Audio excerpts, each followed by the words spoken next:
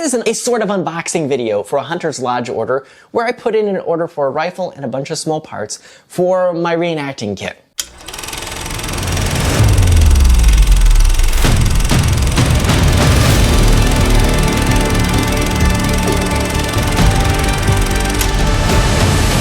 Okay, why is this a sort of unboxing video? Like, what in the world does that mean? Well, neither of us quite know exactly, but we'll figure this out together. What happens with Hunter's Lodge is you put an order on a piece of paper, you write it out, you total it all up, including the shipping, and you put it in an envelope and send it out through the US Postal Service. Eventually, after an undetermined amount of time, it'll arrive at Hunter's Lodge. They will open it up, process payment, and then process your order. They told me somewhere up to 3 weeks before they would ship it out. Meantime, I called my FFL and said, please save the packaging. I want to be able to do an unboxing video. They were like, sure. Then I had to wait for Hunter's Lodge to put that order in the mail. Then Hunter's Lodge mailed that out, of course, through the US Postal Service. So who knows how long. After an undetermined amount of time, which felt like forever because it was weeks, finally my FFL texted saying, we received your order. Now here is where the twist happened. The order went to another location. Turns out my FFL now has a new location. And, well, that note to save the packaging was not at that location. So I don't have packaging for it, except for the small parts. And that box is ripped up pretty good. So without any further ado, here is the main attraction of this sort of unboxing video, this rifle. So before I tell you exactly what this piece is, show how much you know about surplus firearms, and let us know in the description what this piece is. Overall, it looks to be in quite nice condition, and, well, here it is. It's a MAS 36 or MAS 1936 French rifle. Now, when I called and talked to Hunter's Lodge, I asked, and I'm pretty sure I asked this too, is this a Century Arms import? Because there are a few of these that were imported by Century Arms. And I am quite sure they said, no, it's not. It turns out, yes, it is. It's chambered in .308, which is both good and bad. But how I figured out a Century Arms import, there's a sort of a small gap right here between the forend and the metal. That is also due to them cutting the bracket or the tab that goes between the forend and the receiver, so that when it fires, this slides around, creating that gap. There's also a few other things that Century Arms did. I can't quite fault Hunter's Lodge for not being aware of this because it takes a little bit of research to figure that out, if it is indeed a Century Arms import. And also there is a small stamping. I probably have to put up a photo of it. It says CAI. And then depending on when it was shipped out, the stampings will vary, but that is a typical Century Arms import stamp. So what's the good and what's the bad of this? Well, the bad is, well, it's been messed up. It's not in its original configuration. The plus is, it's not in its original configuration.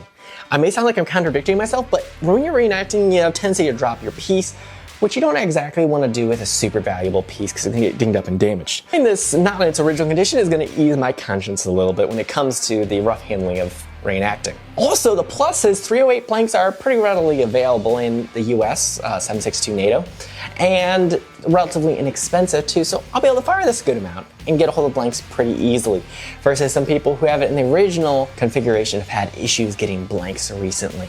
The other cool thing about this rifle, I didn't know if this was gonna come with it, is the original bayonet,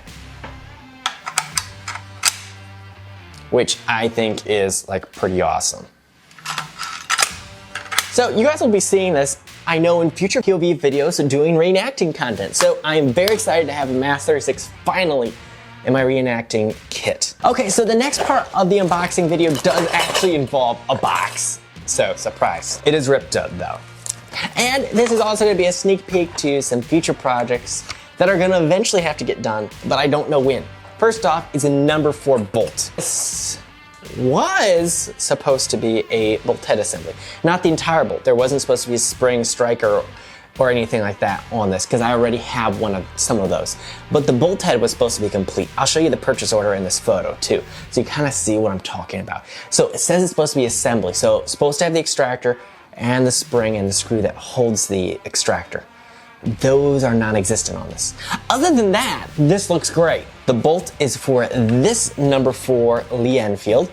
This is an early 1941 BSA It needs some cleaning and some help, and most importantly, it needs a bolt fitted to it. And hopefully I'll be able to get this rifle to headspace correctly, and then I'll have a good functioning No.4. By the way, the bore on this one is absolutely beautiful. It's in great condition.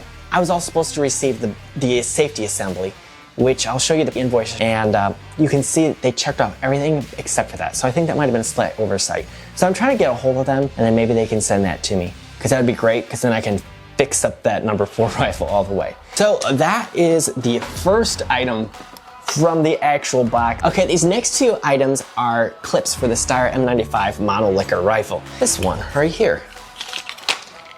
I did a brief video on this piece describing how the Resistance could have gotten their hands on these.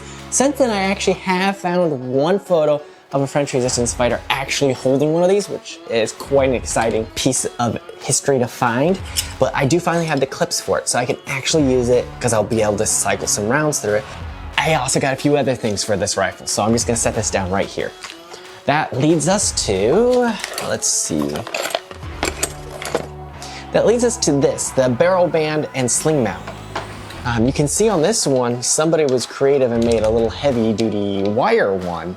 Kind of find it always interesting to see the creativity on some of these rifles, on what people have done to them in the past. Anyways, I now have the proper barrel band and sling mount. Only this one is frozen, but I gotta credit Hunter's Lodge on this and thank them for it. They sent me another version that isn't frozen up. So that is pretty cool. But that's not the only thing I got for this rifle. I also got the rear sling mount. I don't know why I did though, because I have one right here.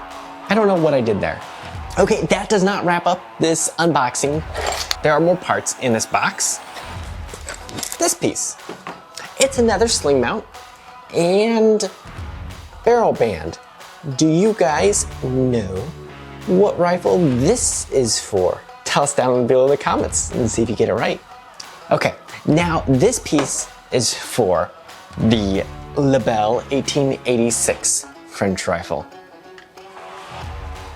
I think it's a really cool rifle, but this particular piece needs some love and some cleaning, and one of the parts that needs to be replaced is this barrel band, and I'm excited because I actually do have one now.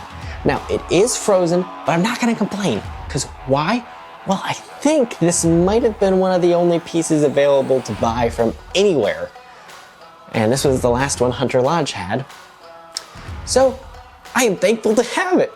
I'll just need to try maybe some heat or WD-40 or something to loosen it up and free it up, and I will now have a barrel band for it. But there's more. This is the rear sling mount, and I do actually need it for this rifle. It's missing right here. So that wraps up this sort of unboxing video. Tell us below in the comments what part you think is the coolest, or is it the rifle, or what's your thoughts? Any other tips for finding parts that are hard to source for these rifles? Make sure to subscribe because we have more videos coming. Obviously, a lot of reenacting content, some interviews and all that, but even these projects that were hinted at in this video, whether it's the M95 rifle, the MAS 36, or the Lebel 1886, or the Lee-Enfield No.4, all of which need a little bit of work to prepare them for future reenactments. Hopefully, you'll be seeing some POV footage of these at reenactments, which is also kind of cool being able to see all these different stages of these rifles and kind of the next stage of history for these pieces as we build a little bit of the story more together on Brave Builds.